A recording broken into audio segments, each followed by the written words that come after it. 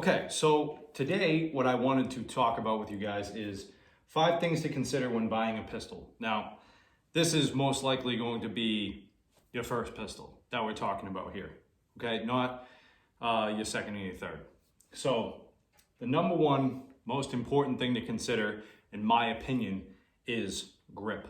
Can you grip the pistol that you're intending on buying properly? The reason why I view that to be the most important thing is if you can't grip the pistol properly, then you can't shoot the gun very well, okay? So in front of me I have several different guns. Most of them are Glocks and one of them being a SIG. So when it comes to grip, all of these firearms are safe and clear.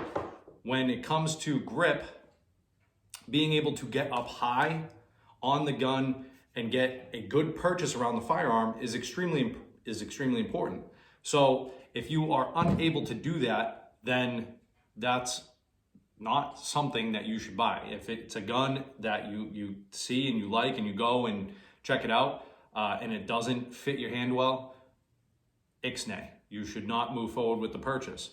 When it comes to grip, one thing that I do enjoy about the SIG over like a Glock per se is that when you buy a SIG, so this is a X-Carry grip module in a medium, I can buy a small.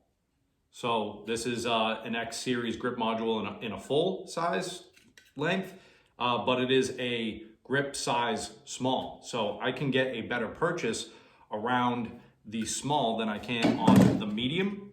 So when it comes to buying a gun, SIG kind of has a one up a little bit on people.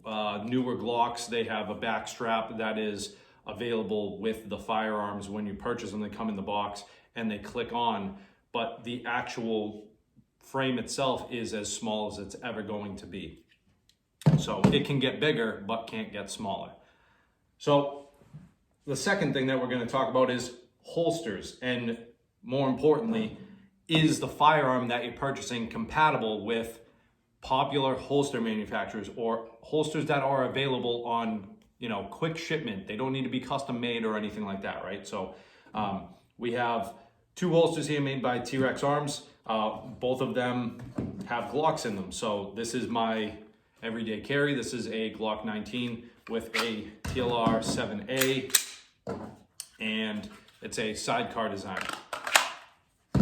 I know that Glock is going to be extremely compatible with holsters because it's a very popular gun. So when it comes to buying a firearm, obviously less popular guns are going to be less compatible. So the more popular the gun is, the more holster companies are going to make holsters for it. So that's just something to consider if you want a good quality holster, which is important when you're carrying a firearm. It's the only way to really carry the gun on you unless you're doing off-body carry or something like that. That's just very important, right? You need to have a good, sturdy, comfortable holster that's going to protect the firearm and retain it well on your body, okay? Number 3, chambering. So type of ammo. So what is the gun that you're looking to purchase chambered in, and what's the availability of the ammo like? So when it comes to most modern handguns, 9mm is a very popular caliber for pistols to be chambered in. The reason being is because, well, ammo was relatively cheap and in abundance at one point in time. Right now, not so much because we're in a pandemic, which has caused an ammo shortage. So that's just something to consider. A lot of people look at like, oh, they could get a 380 or something like that, but 380 has always been kind of expensive, and it's not really something you see people buying like, 1,000 round cases of when, it was even more available than it is now currently. So it's just something to consider, right? Is can you shoot this well, whatever it's chambered in, okay? Even if you can get a good grip on the gun, if you can't manage the recoil of whatever it is, if it's just too much for you, like 10mm, if it's too much for you, then probably not something that you should look into buying, okay? Number 4, concealment. So concealment is definitely a factor in purchasing your pistol. Are you able to conceal the gun on your body? Now, that can depend on the holster that you're purchasing. If it's a crappy holster, it might not really help conceal the pistol very well.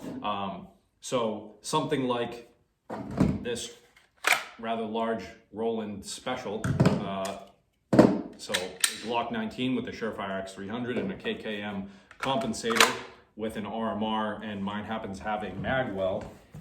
If I put this on my body,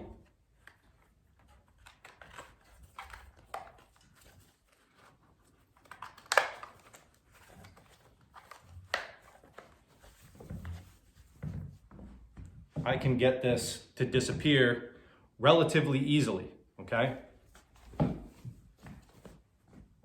So that's something to consider is, can the gun fit your body well, okay?